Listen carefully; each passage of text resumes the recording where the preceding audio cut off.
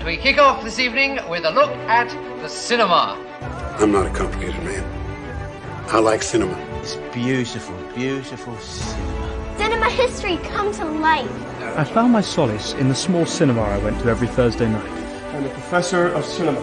I go to the cinema for the stories. There was no competition between the cinema and seminar. I mean, it's not within the realm of conventional cinema. And now, here's Pace and Johnson with a cinema review.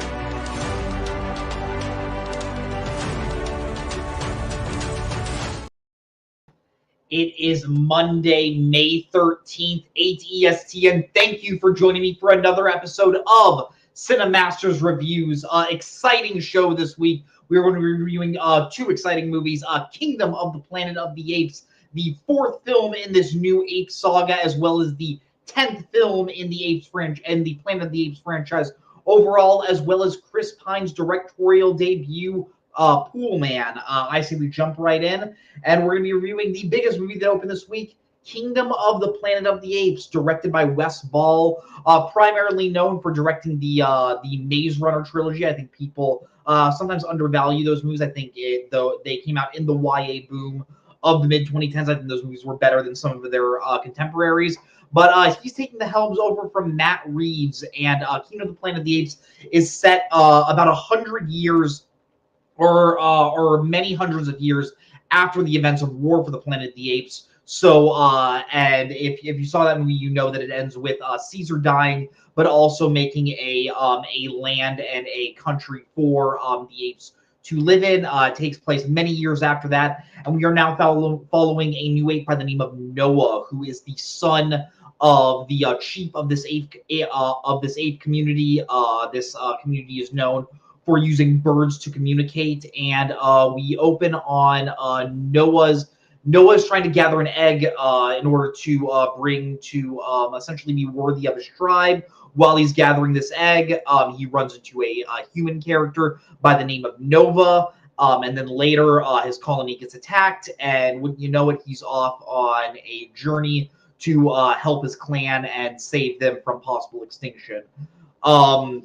Like many films in the Apes franchise, once again, this movie is definitely more of a somber blockbuster, much more of a downtrodden movie than you would get in the summer movie season. But I absolutely don't think that is a bad thing at all. And I think one of the things that makes this movie so good is the fact that even though this is the fourth film in this new Ape saga, like Rise of the Planet of the Apes, Dawn of the Planet of the Apes, and War for the Planet of the Apes are still canon, I think the decision to make this as standalone as possible was a really, really great idea. I think this is a really nice way to essentially not really reboot the franchise, because the other films are definitely still canon and still part of the storyline, but this is a really great jumping in point for anyone who is maybe curious about these films. Like, I would highly recommend, if you have not seen the new Apes trilogy that came out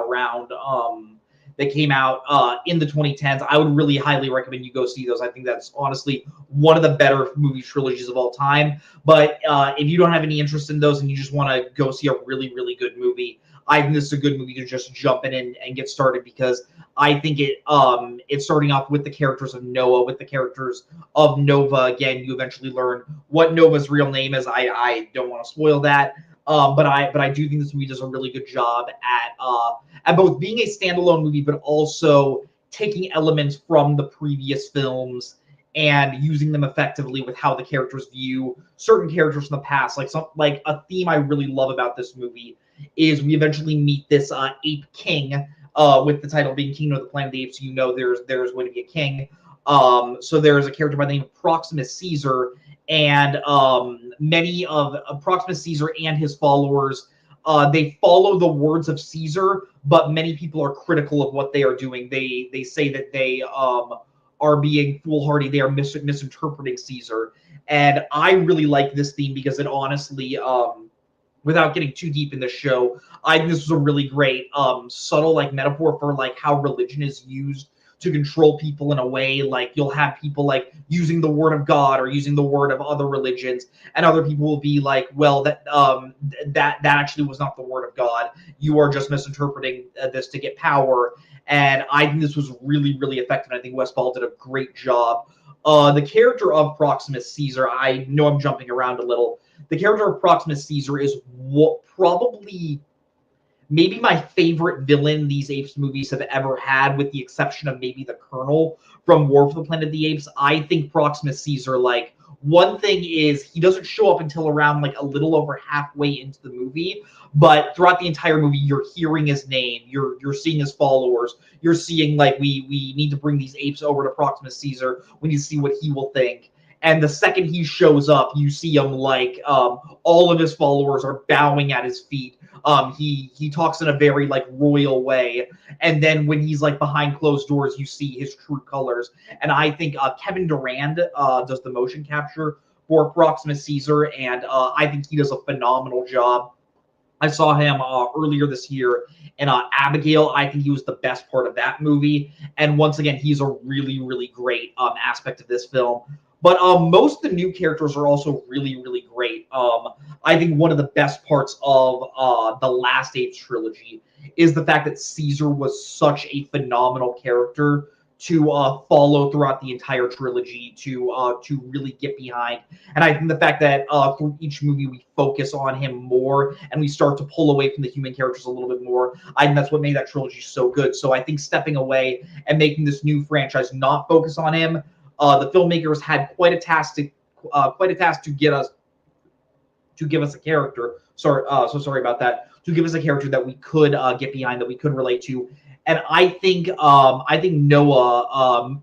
who was played by Owen Teague, is a really, really good replacement for that. I think something that I think is really unique is you are following a much younger ape this time. Like Owen is probably like in his teen years, so he's a little bit more wide-eyed. He's a little bit more like optimistic. He's not quite as like sure of himself. And I think seeing him through this journey, I think is really, really great. And I think making this movie in a way like, I think calling it like a true coming of age movie sounds like a bit of a stretch, but I think having this like younger perspective really adds a fresh set of eyes onto this movie. Once again, I think Nova, played by Freya Allen, is also very good. Going forward in this franchise, not to spoil too much, it seems like these are going to be the two characters we are following. So we're going to have one major ape character and one major human character. I don't want to say where those characters end up at the end of the day, but I think that is a very unique way for this franchise to go forward, because usually it seemed like each movie has like one major focus. Like you think about Planet of the Apes and Escape from Planet of the Apes back in the day, those movies were very much focused on the humans. The three other ones were focused on the apes. I'd say Tim Burton's was more focused on the humans. And the new trilogy was more focused on the apes. I think this one deciding like we're going to try to focus on both of them simultaneously is a really, really unique perspective. And I think the character of Nova is really, really well done, especially as the movie starts to go on. You see how she knows more about the Kingdom of the Planet of the Apes and what Proximus Caesar is trying to accomplish with essentially driving forward into this beach. But my absolute favorite character, we meet him around halfway into this movie when Noah is going on his journey to find his clan. It is an orangutan by the name of Raka, played by Peter Macon. Obviously, Peter Macon does the motion capture. That's what I mean when I say playing him. And man, like we are introduced to him, and he's like one of the last like scholars of the history of Caesar. So he's the only one that truly knows like what happened with Caesar back generations beforehand, and how Proximus Caesar is twisting his words.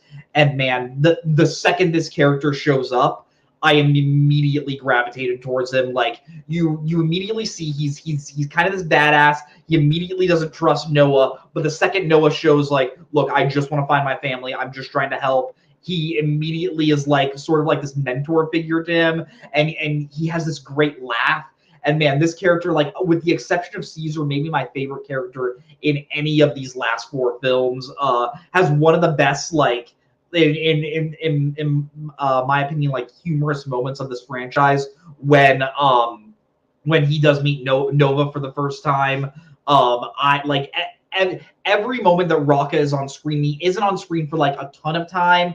I honestly wish he may have had a little bit more screen time, but I do understand that like a little bit goes a long way. And when you have a character that is this loud and like this bombastic, maybe using him like too much can often be a hindrance. But I think when he's introduced in the second act, that was definitely my favorite part of the film when you were following Noah, Raka, and Nova just walking around through the jungles of New York, just trying to get to the beach. That if you've seen the previous films from the '60s, you know why that beach is so important.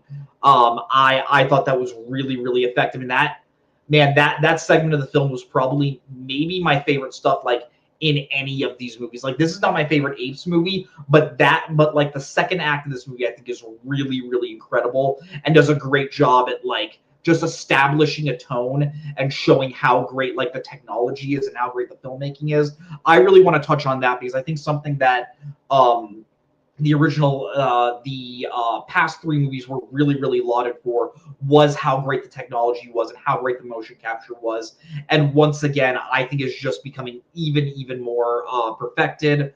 I'm usually not a fan of this type of CGI where you're trying to make it look as realistic as possible, mainly because I think the issue with computers is there's always going to be something in my brain that just keeps on telling me I am looking at a computer. But man, with the exception of maybe like 2 or 3 moments in this movie, I was convinced that you are looking at real apes. Like you're looking at real chimpanzees, you're looking at real orangutans. It feels like they are really there, and you don't. And I never thought, like, with the exception of maybe like a few times, I never really thought that, oh, I'm just watching humans in motion capture suits. Like the technology and the time that goes into this movies is so incredible, and I think that's one of the most fascinating things watching these movies is you really feel like these are animals there that you're watching, and it still feels human because of how great the technology is with all the motion capture elements. Another one of the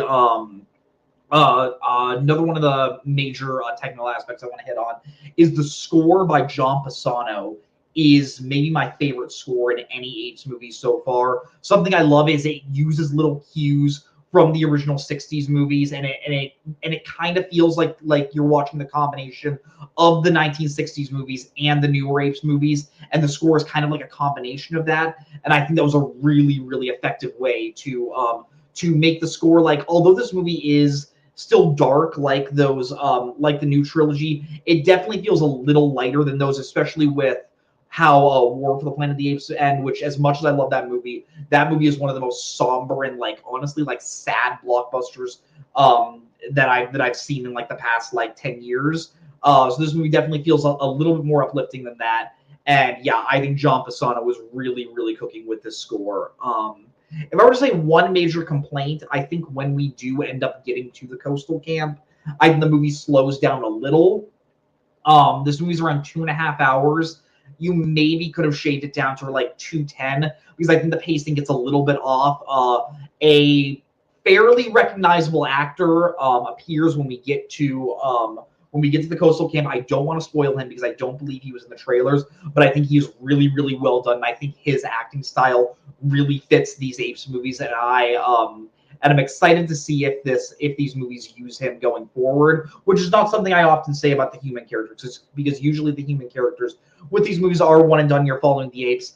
I would not be opposed if they do decide to continue with him.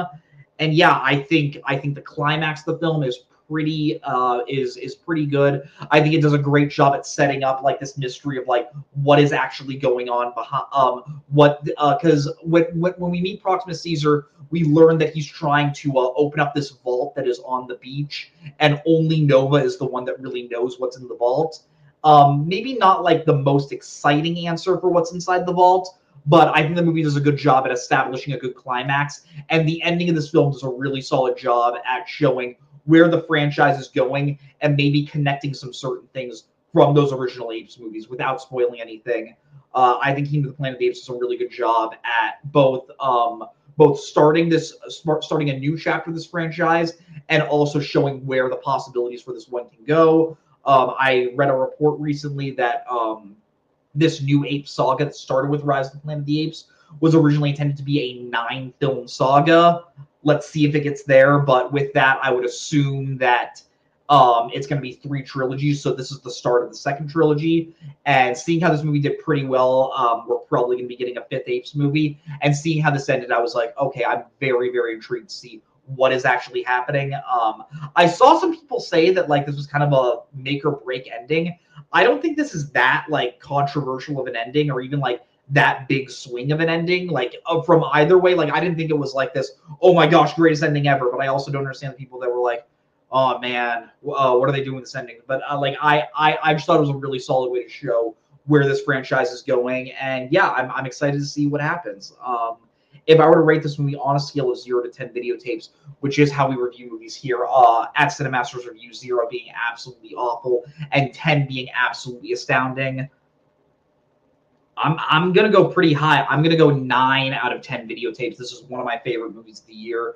I think once again, I think the Apes franchise is one of the most like consistent franchises in movie history. Going back from the 60s, I think there's only been like a few bad ones, and I think since Rise of the Planet of the Apes, every single movie has been great. I don't love it as much as I love Dawn of the Planet of the Apes or War for the Planet of the Apes. Dawn of the Planet of the Apes in particular, I think is one of the best blockbusters of the 2010s, but I think it's a really, really solid movie. Once again, the technology is incredible. I think the characters of Noah and Nova are going to be really, really great characters going forward. And yeah, I just think this was a really, really great blockbuster movie. If you have the time, please go see this in theaters. I would highly, highly recommend it. But yeah, I say we jump right into our second review for the night. That being Pool Man, directed by Chris Pine. You know, normally I usually have a ton of notes that I just go over and I sort of go through bullet points. But something I usually don't have to write notes down for is the plot synopsis because I can usually remember what the plot is. I'm gonna just straight up pull up the plot synopsis on Letterboxd right now because I'll be honest, this is a very convoluted movie and I'm not entirely sure what it was going for. Okay, here we go. Darren Barronman, often referred to as DB in the film, played by Chris Pine, is an unwavering optimist and native Angelino who spends his days looking after the pool of the Tahitian Tiki apartment block and fighting to make his hometown a better place to live. Throughout the film, this is just everything I remember. He is constantly trying to save the water supply and save the water conditioning of the apartment, and you often see him colliding with different characters in the movie. His mom is played by Annette Bening. She's a therapist who's constantly like analyzing his mind.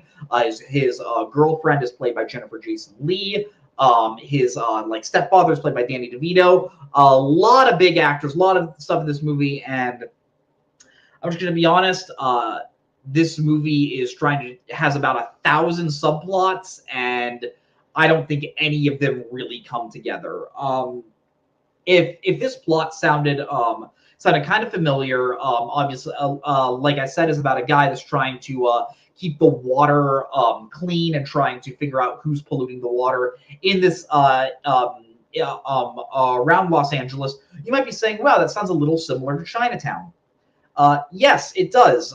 Chinatown is referenced many times in this movie. The character of DB is often comparing himself to Jake Geddes from Chinatown, and you might be thinking, wow, okay, so we're kind of watching like a parody of Chinatown. And yes, the only issue is there is a better parody of Chinatown. That movie is called The Big Lebowski. It's not that like obscure of a movie. And throughout this whole movie, I was thinking, why am I not just watching The Big Lebowski? All the way down to Chris Pine as the character of DB. Like, he's not doing a Jeff Bridges impression from The Big Lebowski, but he has the long blonde hair. He has the beard. He's trying to capture that look. There are many interstitial scenes where like he'll just go and sit in the pool and like that's his version of smoking weed. Like that's his version of getting really zen and just, yeah, throughout the whole movie, I was just thinking like this feels like a ripoff of The Big Lebowski and not a good one at that.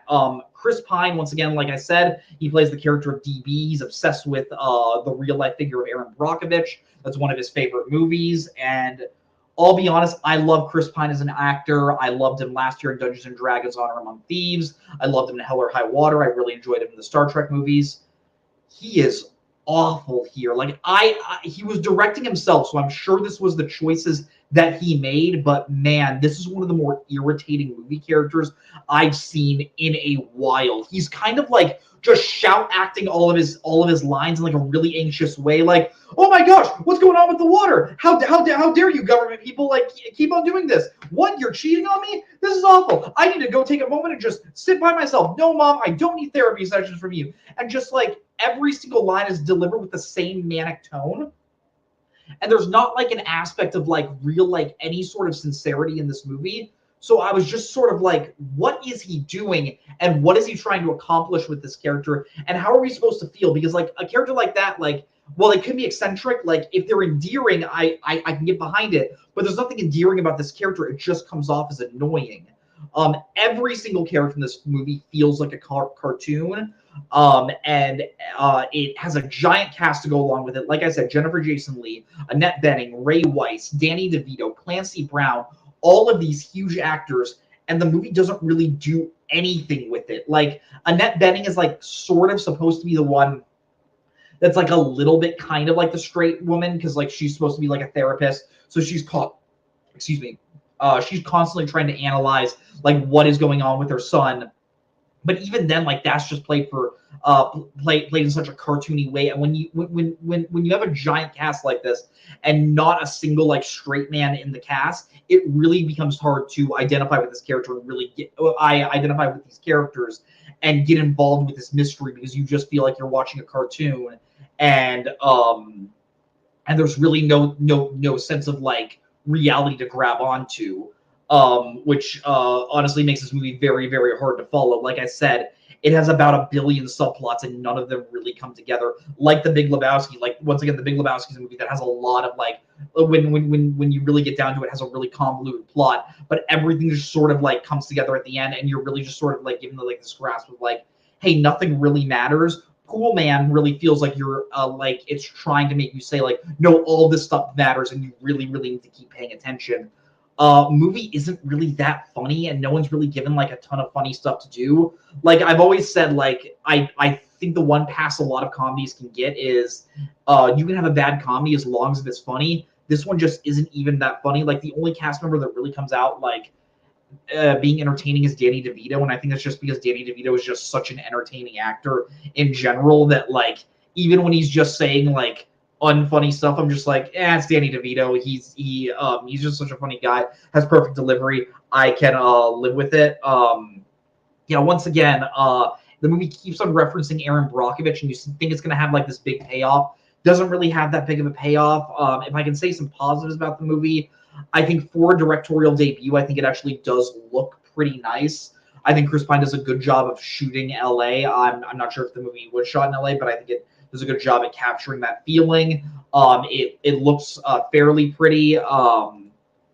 Movie is about 100 minutes, but feels like it's 1,000. Like I remember somewhere towards like when some big things were happening in the movie, and I was like, okay, we're probably starting to wrap up. Like this feels like we're starting to solve the mystery.